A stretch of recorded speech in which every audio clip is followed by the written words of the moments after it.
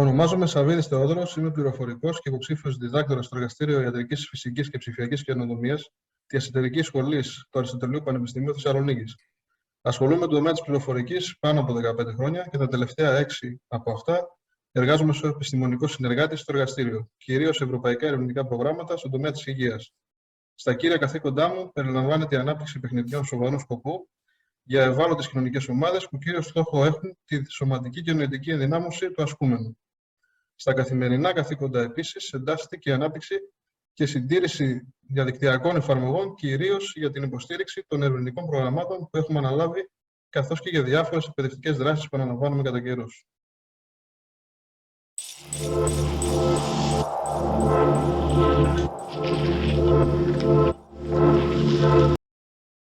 Η αλήθεια είναι πως η ραγδαία ανάπτυξη του διαδικτύου, καθώς και η μεταφορά πολλών εφαρμογών που κατά κύριο λόγο ήταν εκτός δικτύου, μεταφέρθηκαν σε αυτό. Οδηγεί λοιπόν στην επιβεβλημένη προστασία από κυβερνοεπιθέσεις και προσπάθειες υποκλοπής προσωπικών δεδομένων.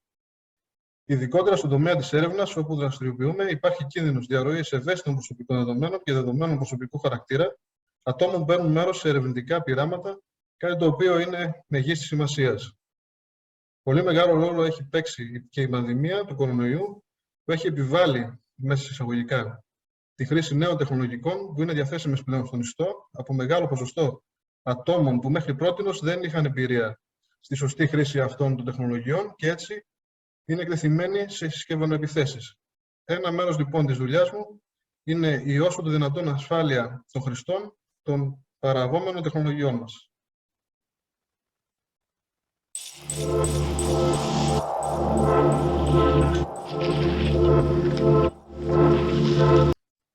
Καθημερινά γίνονται αμέτρητες συναλλαγές, ανταλλαγές πληροφοριών και προσωπικών δεδομένων στον ιστό.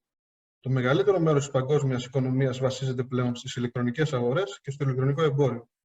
Τα προσωπικά μας δεδομένα μπορεί να είναι από μικρής σημασίας, όπως για παράδειγμα φωτογραφίες, μέχρι και μεγαλύτερες όπως ιατρικά δεδομένα και τραπεζικοί λογαριασμοί που βρίσκονται με κάποιο επίπεδο ασφάλειας στον ιστό. Φανταστείτε λοιπόν πόσο σημαντική είναι η έννοια της κυβερνοασφάλειας και η διαφύλαξη των πληροφοριών αυτών.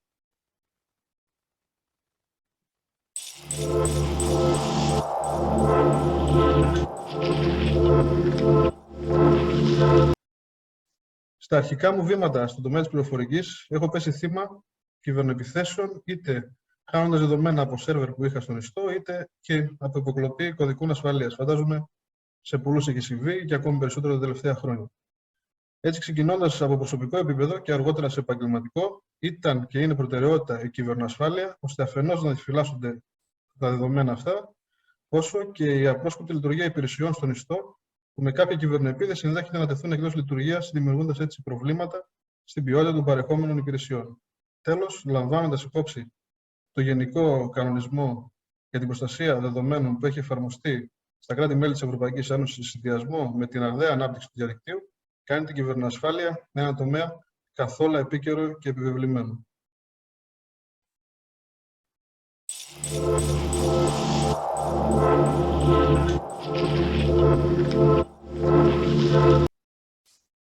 Το καλύτερο κομμάτι της δουλειάς είναι κατά κύριο λόγο η δημιουργικότητα σε συνδυασμό με τις νέες τεχνολογίες και την έρευνα.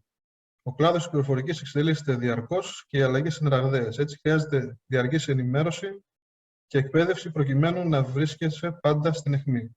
Παράλληλα, η έρευνα στον τομέα της υγείας, που έχει ως κύριο χαρακτηριστικό τη βοήθεια και την προστασία προς τον συνάνθρωπο, συνδυάζοντας την με τις νέες τεχνολογίες, αποτελούν για εμένα την ιδανική εργασία. Οι προκλήσεις είναι καθημερινές και θα πρέπει να είναι κάποιος σε εγρήγορση ώστε να μπορεί να ανταπεξέλθει.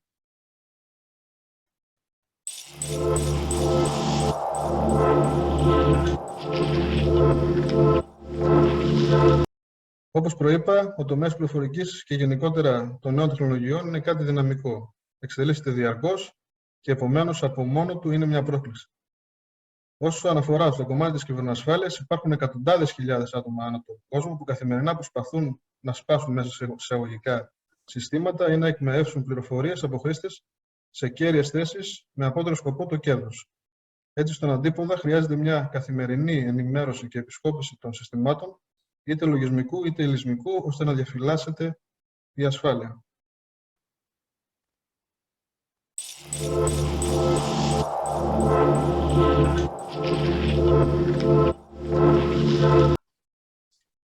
Ο κυριότερος τρόπος που έχει βοηθήσει την εξέλιξή μου είναι το πάθος για τις νέες προκλήσεις και κατ' επέκταση ό,τι μπορεί να θεωρηθεί ακατόρθωτο. Πλέον ένα μεγάλο μέρος της πληροφορίας που χρειάζεται κάποιος για να εξελιχθεί βρίσκεται διαθέσιμο στον ιστό και είναι ελεύθερο στο ευρύ κοινό. Έτσι μειώνεται ο χρόνος και το κόστος εκμάθησης μιας νέας τεχνολογίας.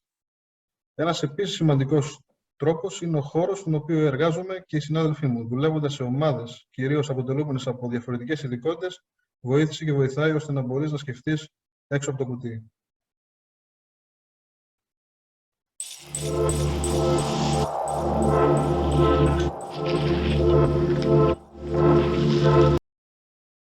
Το βασικότερο είναι η γνώση σε βάθος του συστήματος που θέλουμε να προστατεύσουμε. Γνωρίζοντας λοιπόν το σύστημα, μπορούμε να βρούμε ή και να προβλέψουμε πιθανά κενά ασφαλείας.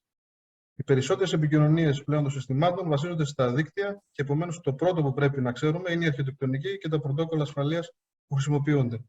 Αν χρησιμοποιείται κρυπτογράφηση των δεδομένων και το επίπεδο αυτής. Ένα επίσης σημαντικό κομμάτι είναι το πού γίνεται η αποθήκευση των δεδομένων και πώς διαφυλάσσονται αυτά. Τέλος, χρειάζεται καλή γνώση του λειτουργικού συστήματος που είναι εγκατεστημένο το λογισμικό που θέλουμε να διαφυλάξουμε.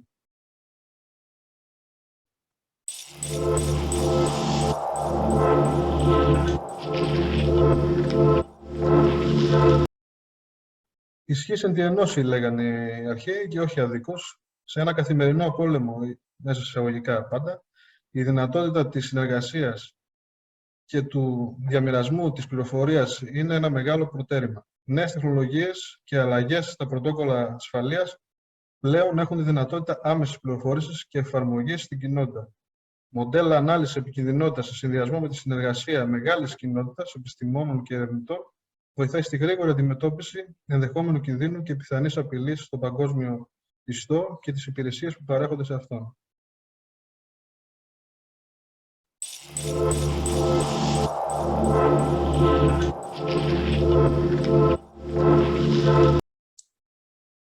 Το μέλλον στην κυβερνοασφάλεια θεωρώ πως είναι η αποτελεσματική εφαρμογή της τεχνητής νοημοσύνης.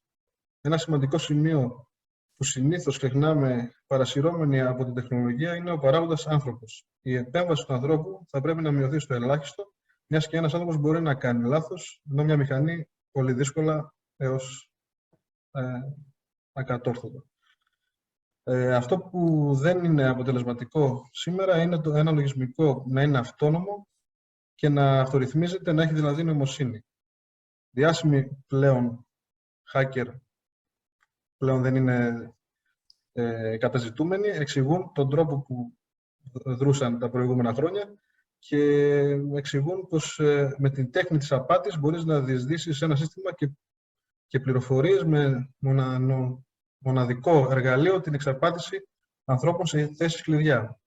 Έτσι, ένα σύστημα που θα εκπαιδεύεται διαρκώς και χωρίς να επηρεάζεται από την κούραση, τη ρουτίνα, ακόμη και τα συναισθήματα, θα είναι το μέλλον στην κυβερνοασφάλεια.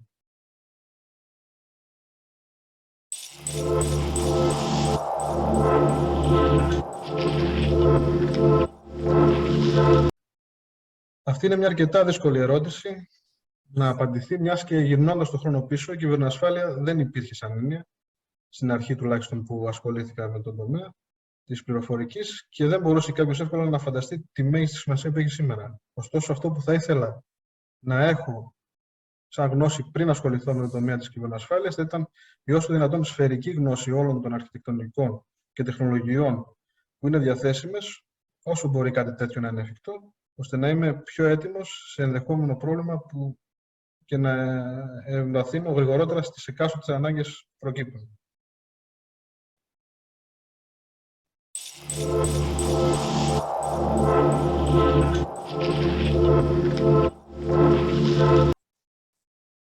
Αυτό που θα συνιστούσε σε κάποιον εισερχόμενο στον τομέα της κυβερνοασφάλειας, πέρα από τη γνώση σε βάθος όσο το δυνατόν περισσότερων λειτουργικών συστημάτων, πρωτοκόλλων δικτύων, βάσεων δεδομένων και αλγορίθμου κρυπτογράφησης, είναι να επενδύσει στη μελέτη και εφαρμογή αλγορίθμου τεχνητής νοημοσύνης, που δείχνει να είναι το μέλλον.